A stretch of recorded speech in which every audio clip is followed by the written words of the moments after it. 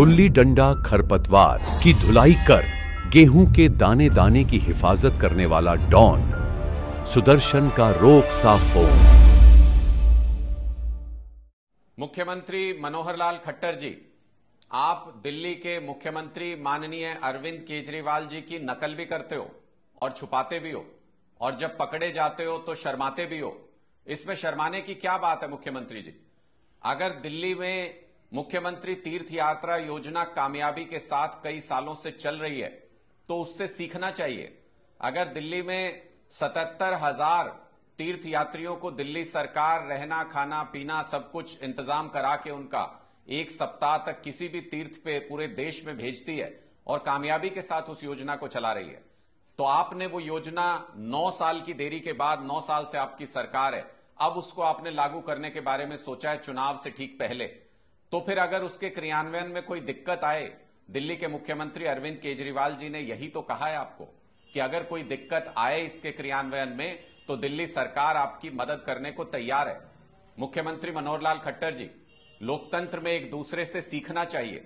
अच्छी योजनाओं को अपने यहां लागू करने में कोई हर्ज नहीं है। आपने कहा कि हरियाणा हर योजना को इंप्लीमेंट करने में सक्षम है।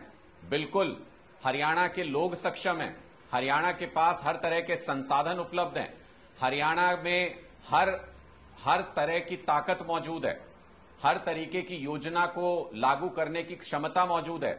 लेकिन आपके नकारा नेतृत्व की वजह से हरियाणा में बार बार सरकारी योजनाएं फेल हो रही हैं।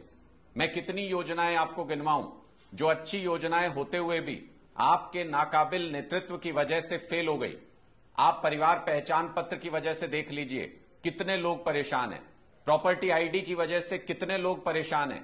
आप शिक्षा के क्षेत्र में चिराग योजना लेके आए, फेल हो गई। आप बच्चों को टैबलेट देने की योजना लेकर आए, फेल हो गई। आप हर वर्ग को परेशान करते हुए सारी योजनाओं को सही से लागू जमीन पर नहीं कर पा रहे हैं। आपने पराली के निस्तारण को लेकर योजना लेके आए, फेल हो गई पूरी तरह से। किसानों को हर तरह की मदद की आपकी योजना फेल हो गई।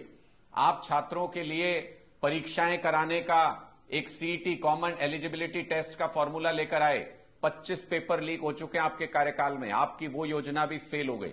तो ये तो साबित होता है कि योजनाओं को लागू करने में आपकी सरकार पूरी तरह से फेल है। आप इस काबिल नहीं है कि अच्छी से अच्छी योजनाओं को जमीन पर लागू कर पाएं। और दूसरी तरफ दिल्ली सरकार ने मुख्यमंत्री तीर्थ यात्रा योजना को न सिर्फ जमीन पर उतारा बल्कि 77,000 बुजुर्गों को पूरे देश में अलग अलग जगह पर शानदार तरीके से तीर्थ यात्रा भी कराई। अगर आपको सीखने की जरूरत है तो आपको सीखना चाहिए दिल्ली सरकार ने यह योजना कैसे लागू की, ताकि अगले 1 साल में चुनाव से पहले कम से कम कुछ तीर्थयात्रियों को आप देश भर में तीर्थ यात्रा अच्छे से करा सकें। वरना तो जैसे रेवाड़ी में आपने 2015 में कहा था कि एम्स बनाएंगे और अभी तक उसकी नींव का पत्थर नहीं रखा गया है, उसी तरीके से यह मुख्यमंत्री तीर्थ यात्रा योजना भी सिर्फ कागजों पर रह जाएगी।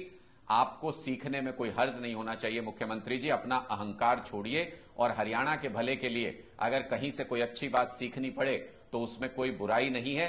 इस अहंकार को छोड़ के अच्छी चीजों को अपनाते हुए अच्छी चीजों की तारीफ करना भी सीखिए।